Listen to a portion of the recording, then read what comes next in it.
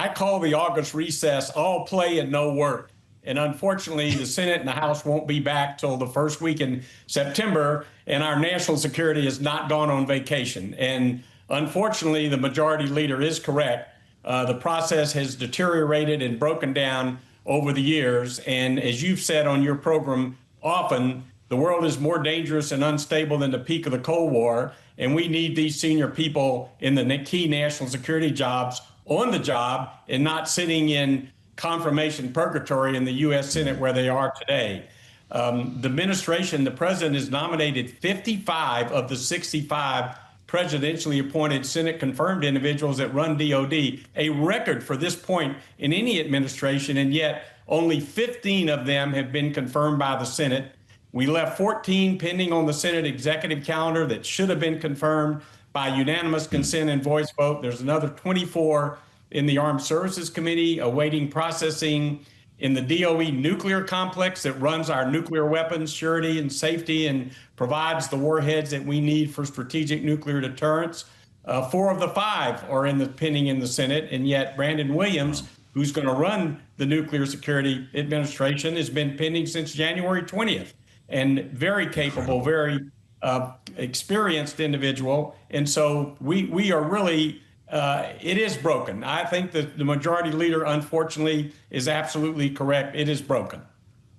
Well, there's a move now by Senate Republicans to consider changes to the rules of the Senate that would allow them to move without Democrats, essentially a simple majority here, approve the president's nominees on their own. Does that need to happen next? Well, you actually have a simple majority now, but the simple majority you have now, one, when they won't agree to do anything by unanimous consent or voice vote, which has been the standard for these non-controversial national security nominations in every administration, you have to file cloture, and cloture is a majority vote. Once you get cloture on a nominee because of the filibuster of that nomination, then you have 2 hours of post-cloture debate before you can vote on the actual nominee, which also is a majority vote. So you technically have it now, but the cloture petition can take 2 legislative days before you can vote on it. Then you have the time afterwards. So I think what they will look at when they come back, if there's no agreement on a package, and there should be, just like there should have been before the recess, then I think that the leadership on the Republican side will correctly look at how do we shorten all these time frames? How do we reduce the amount of time it takes us to get these nominees through? And how do we do more at a time than just one at a time? So I think all of those things will be on the table. Fascinating. This is really instructive, General. And it brings us back to the conversations we were having around the Senator Tuberville blockade, conversations about not only military readiness, but chaos within the military culture, families that are waiting to move, families, and in this case, prospective generals who are not going to be made good on pay that they missed while waiting. These are all real factors for these nominees as well, right? That's correct. And the good news in this particular Congress is we're not seeing any holdup on our senior military nominations or any of the in-block nominations of our, field grade officers. So those are moving through at a pace. We just confirmed the new Chief of Naval Operations, 2 additional warfighting combatant commanders, and several were confirmed weeks before. So the military, we are not facing the Senator Tuberville hole, which, as you know, was opposed by 4 Republicans with combat experience, Senator Dan Sullivan, Senator Joni Ernst, Senator Todd Young, and Senator Lindsey Graham. Republicans saying that Senator Tuberville's hole was unwarranted. Over 900 senior military nominations for close to 9 months. We're not seeing that now, thank goodness.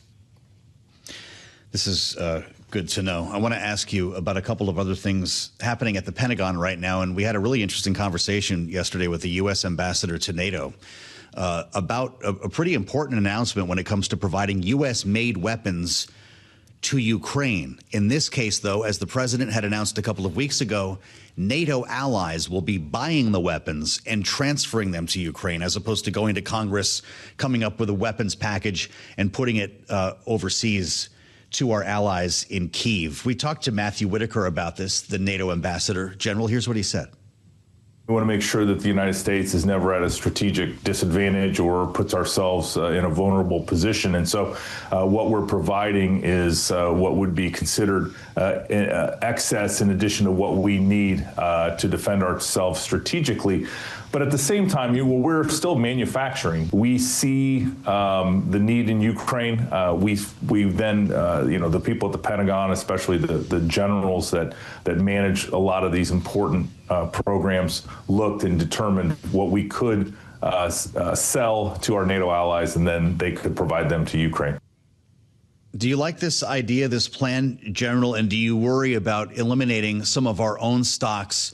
There was a moment there where the Pentagon had halted supplies to Ukraine, suggesting that we needed to preserve our own arsenal for our own uses here at home. What's your thought? Well, Joe, I think we have to take the strategic view. We cannot allow Russia to be successful in Ukraine. They wouldn't stop there. It also, if they were successful, it would embolden China, Iran, and North Korea, which would be a bad situation. And so I don't know the ambassador, but I'm very impressed with what I've seen of him to date. Remember, at the outset of the administration, there was concern they were going to abandon NATO and abandon Ukraine. That has not happened. So I would say this is a really good, positive mood where we get the NATO allies to do more of the burden sharing, a longstanding principle of President Trump, get these weapons into the hands of the Ukrainians quicker. I think we also the president needs to move out on the sanctions that he's talked about on Russia and those people that are helping Russia, perpetuate this war. And I think also the Deputy Secretary of Defense, Steve Feinberg, is working with our munition suppliers to significantly enhance. And if you look at the reconciliation bill that passed the House and the Senate, marked up by the two authorizing committees, of substantial increases in our munitions, and our industry is getting ready to roger up to really beef that up. So I think a combination of all of these factors are all needed. You can't just do one. I think all of the above is necessary. It's time to roger up, says the general. We just got a headline while we're talking here. General Punaro, Russia mulling Ukraine air truce offer to Trump without ending the war. We've got a deadline coming at the end of this week. The president says secondary sanctions go on Russia and its trading partners if the bombing of civilians does not cease. The Kremlin now weighing options, according to Bloomberg News, for a concession, including an air truce with Ukraine. Do you see that happening? Well, look, Joe, I hate to say I'm a very realistic. I've been in a war where I was told there was a ceasefire and a truce, and those things never happen. I wouldn't trust Russia one scintilla. I think they basically, we've got to bring the hammer down. That's the only thing that Putin understands. He's a thug. He kills his own people. He has no regard for human life. He's killing women, children, infants. I wouldn't trust him. And I think we've got to bring the hammer down and do all the things that we just discussed. Put the sanctions in place, give Ukraine the weapons they need to defend their country, both offensively and defensively. I would be very careful. I wouldn't trust them. I've been in combat when I was told there was a ceasefire and a truce, and the other side never honored it. Which battle was that, General? Well, this goes back to Vietnam. Where we had different things in Vietnam. But I also know from when being in the first Iraq war, when there was talks about, well, you're in a no-fire zone or you're in a free-fire zone, things like that. When you're on the battlefield, Murphy's Law works all the time. You've got to be prepared for anything. And so the Russians have never been good at their word when it comes to this. And so why would we trust them now? Ronald Reagan was right. Trust and verify. I think the president is right to bring the hammer down.